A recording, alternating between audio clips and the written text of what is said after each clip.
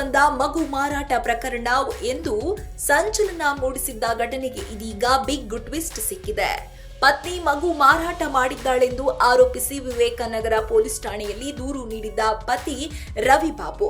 ಆದರೆ ಪೊಲೀಸರ ತನಿಖೆಯಲ್ಲಿ ಬಯಲಾಗಿದೆ ಸಂಪೂರ್ಣ ವಿಭಿನ್ನ ಸತ್ಯ. ದೂರು ಬಂದ ತಕ್ಷಣವೇ ಪೊಲೀಸರು ತೀವ್ರ ತನಿಖೆ ಆರಂಭಿಸಿದ್ದರು.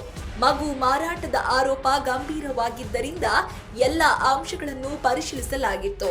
ಆದರೆ ತನಿಖೆ ಮುಂದುವರೆದಂತೆ ಅಚ್ಚರಿಯ ಸಂಗತಿ ಹೊರಬಂದಿದೆ. ಯಾವುದೇ ಮಗು ಮಾರಾಟವಾಗಿಲ್ಲ, ತಾಯಿ ಮತ್ತು ಮಕ್ಕಳು ಸುರಕ್ಷಿತವಾಗಿದ್ದಾರೆ ಎಂದು ಪೊಲೀಸರು ಖಚಿತಪಡಿಸಿದ್ದಾರೆ. ಹಾಗಾದ್ರೆ ಈ ದೂರು ಯಾಕೆ? ಇಲ್ಲೇ ಇದೆ ಪ್ರಕರಣದ ದೊಡ್ಡ ಟ್ವಿಸ್ಟ್. ಪತಿಯ ಮಾನಸಿಕ ಮತ್ತು ದೈಹಿಕ ಕಿರುಕುಳಕ್ಕೆ ಬೇಸತ್ತು ಪತ್ನಿ ತನ್ನ 3 ಮಕ್ಕಳೊಂದಿಗೆ ಮನೆ ಬಿಟ್ಟಿದ್ದಳು.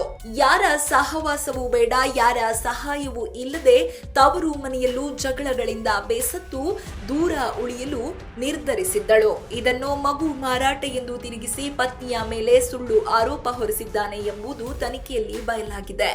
ರವಿಬಾಬು ಹೇಳಿದ ಕತೆ ಸಂಪೂರ್ಣ ಸುಳ್ಳು ಎಂದು ಪೊಲೀಸರು ಹೇಳಿದ್ದಾರೆ. ಇದಕ್ಕೆ ಪ್ರತಿಯಾಗಿ ಪತ್ನಿಯೂ ಕೂಡ ಗಂಭೀರ ಆರೋಪಗಳನ್ನ ಹೊರಹಾಕಿದ್ದಾಳೆ.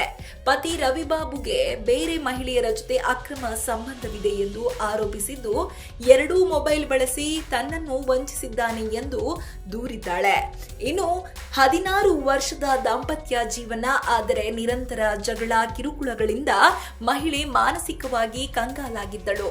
ಸದ್ಯ ಪೊಲೀಸರು ಪತ್ನಿ ಮತ್ತು 3 ಮಕ್ಕಳನ್ನ ಪತ್ತೆ ಹಚ್ಚಿ ಅವರಿಗೆ ರಕ್ಷಣೆ ನೀಡಿದ್ದಾರೆ. ಇತ್ತ ಸುಳ್ಳು ದೂರು ನೀಡಿದ ಆರೋಪದಲ್ಲಿ ರವಿಬಾಬುವನ್ನ ವಿಚಾರಣೆ ನಡೆಸುತ್ತಿದ್ದಾರೆ.